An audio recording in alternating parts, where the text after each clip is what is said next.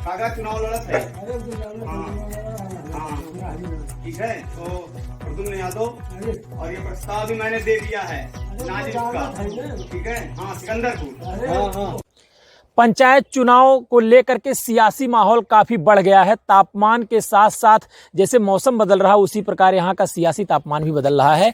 अंबेडकर नगर जिले के आलापुर विधानसभा क्षेत्र के हम रामनगर उत्तरी वार्ड में खड़े हैं। यहाँ पे हमारे साथ ग्रामीण भी हैं, जिला पंचायत सदस्य मौके पे।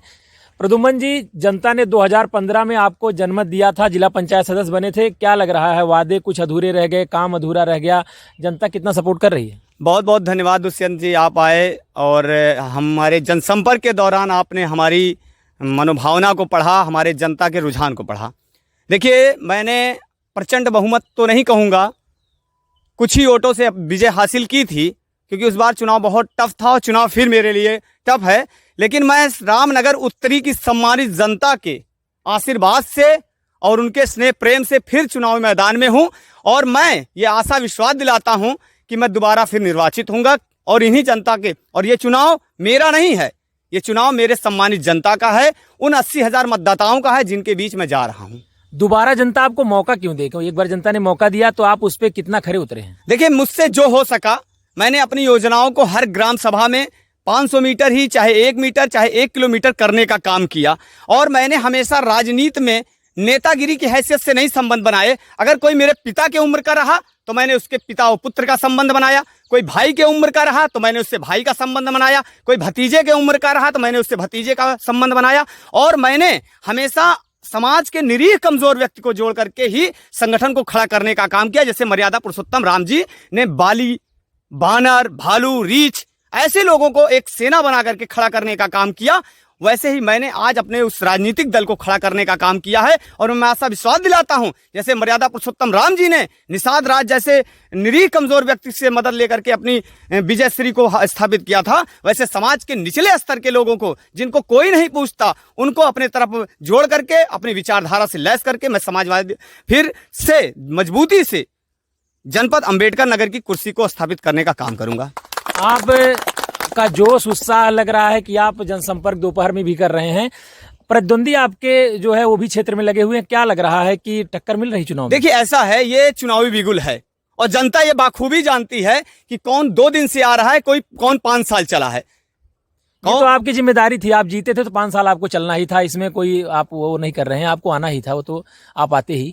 और क्या चुनौतियां लग रही हैं इस चुनाव में? देखिए, चुनौतियां मेरे सामने कुछ नहीं है, लोगों का स्नेह और प्रेम इस तरह मुझे मिल रहा है। अभी जैसे कल मैं लंगड़ी हाफिजपुर में था तो वहां जैसे मैंने साइकिल खड़ी किया, एक दूध बेचने वाले ने तुरंत जो है कहा, अरे प्रद्युम्न जी, आप चुनाव लड़ रहे हैं, हम आपके साथ हैं।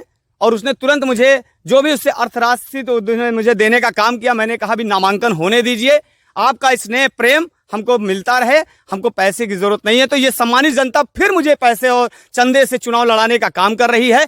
और जो प्रतिद्वंदी हैं वो प्रतिद्वंदी आज 2 दिन के लिए नतमस्तक भी होंगे, झूठे वादे भी करेंगे और तरह तरह की बात करेंगे। लेकिन मैं ये जानता हूं, मैं जनता का हूं, जनता का रहूंगा, चाहे मैं चुनाव जीतूं, चाहे चुनाव में हारूं। ये चुनाव मैं इसलिए नहीं लड़ रहा हूं कि मुझे जिला पंचायत बनना है, मैं चुनाव इसलिए लड़ रहा हूं कि मुझे नेता के रूप में, एक मजबूत नेता के रूप में स्थापित होने का दायित्व मिलेगा। आप एक चीज ये बताइए कि आपसे कौन से वायदे हैं आपने जो 2015 में किए थे, इस समय अधूरे रह गए? महत्वपूर्ण बात है क्योंकि चुनाव चल रहा है, जनता पूछेगी आपसे कि आपने जो वादा किया था, वो जो काम हमसे कहा था, आप कितने प्रतिशत खरे उतरे हैं? देखिए, जनता, जिला पंचायत एक निर्माण एजेंसी है और जो बोर्ड का चेयरमैन होता है, हम उसके अधीनस्थ काम करते हैं। बोर्ड को हम अपना प्रस्ताव देते हैं, ज़्यादा से ज़्यादा हम लोगों ने काम कराने का काम किया। जो वादे रह गए हैं उनको अब की बार पूरा किया जाएगा। तो कौन सी महत्वपूर्ण योजना या कौन सी महत्वपूर्ण सड़क जो आपसे छूट गई, जो नहीं बन पाई? देखिए, मेरा एक सपना था कि लंगड़ी हाफिजपुर में कहार बस्तियों में बहुत दिक्कत थी जल निकासी के लिए, नाली की, और मैंने कई बार प्रयास भी किया। शायद बजट ना होने के कारण उनका मैं सपना ना पूरा कर सका। अभी मैं गया था जनसंपर्क के दौरान तो मैंने देखा कि वहाँ की महिलाएं आज भी नहाने के बाद गड्ढे से पानी निकाल के खेत में डाल रही हैं। मुझे बड़ी पीड़ा और दर्द हुआ कि मैं उस सपने को पूरा नहीं कर पाया उनके, कहीं ना कहीं सरकारी बजट में कमियां रहीं।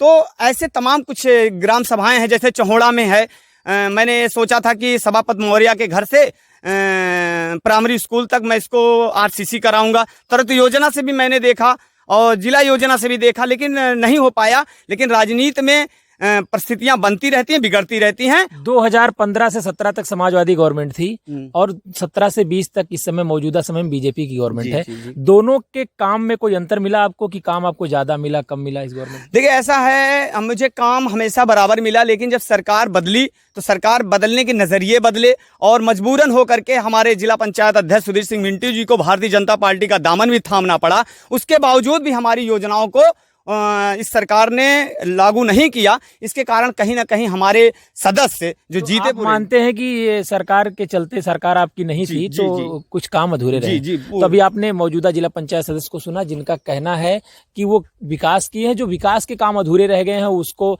लेकर के फिर जनता के बीच में जाएंगे और जनता से वादा करेंगे और उस वायदे को अगले 5 वर्ष में पूरा करने का दावा कर रहे हैं। जिला पंचायत जीतल लाली तो एक आरसीसी बनौली, ठीक, दूसरे पूरा में आरसी पिच करौली। अल्लाह बोल के जिताया। सर्कल ऐप, अपने शहर का अपना ऐप।